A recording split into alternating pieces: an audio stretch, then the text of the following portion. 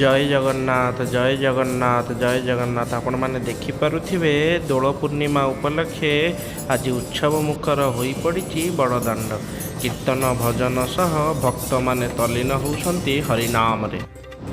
ଆପଣମାନେ ଦେଖୁଛନ୍ତି ପ୍ରଭୁ ମଧ୍ୟ ମଣିବିମାନ ଆରୂଢ଼ ହୋଇ ବାହାରି ଆସିଲେଣି ଶ୍ରୀମନ୍ଦିର ମଧ୍ୟରୁ।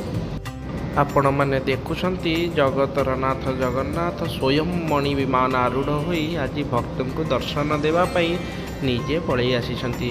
ଆପଣମାନେ ତ ଶୁଣିଛନ୍ତି ଯେ ଶାସ୍ତ୍ରରେ ମଦଭକ୍ତା ବିନୋଦାର୍ଥେ କରୋମି ବିବିଧ କ୍ରିୟା।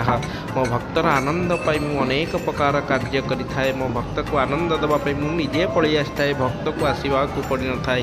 ତ ଆପଣମାନେ ଦେଖିପାରୁଥିବେ ଭକ୍ତମାନେ କିଭଳି ଭାବରେ ଉର୍ଦ୍ଧହସ୍ତ ହୋଇ ଭଗବାନଙ୍କୁ ଅଭିବାଦନ ଜଣାଉଛନ୍ତି, ଭଗବାନ ମଧ୍ୟ ଭକ୍ତଙ୍କୁ ଅଭିବାଦନ ଜଣାଉଛନ୍ତି।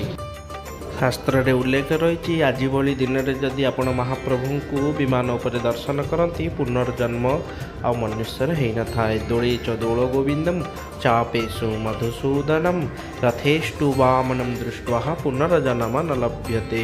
ଜୟ ଜୟ ଜଗନ୍ନାଥ ଜୟ ଜୟ ଜଗନ୍ନାଥ ଜୟ ଜୟ ଜଗନ୍ନାଥ। ଶାସ୍ତ୍ରରେ ଉଲ୍ଲେଖ ରହିଛି ଆଜି ଭଳି ଦିନରେ ଯଦି ଆପଣ ଫଗୁ ଖେଳନ୍ତି ତାହେଲେ ଶରୀରରେ କେବେ ଚର୍ମ ରୋଗ ହେବ ନାହିଁ। ଆଜି ଆପଣ ଦେଖୁଥିବେ ଉଭୟ ଭକ୍ତ ଓ ଭଗବାନ ମଧ୍ୟ ଏଠାରେ ଏକାଠି ହୋଇ ସେ ଫଗୁର ଆନନ୍ଦ ନେଉଛନ୍ତି। ବର୍ଷକ ଭିତରେ ଭଗବାନ ଅନେକ ବାର ବାହାରକୁ ଆସନ୍ତି ଆଉ ଏ ଖେଳ ଅତ୍ୟନ୍ତ ମନୋରମ।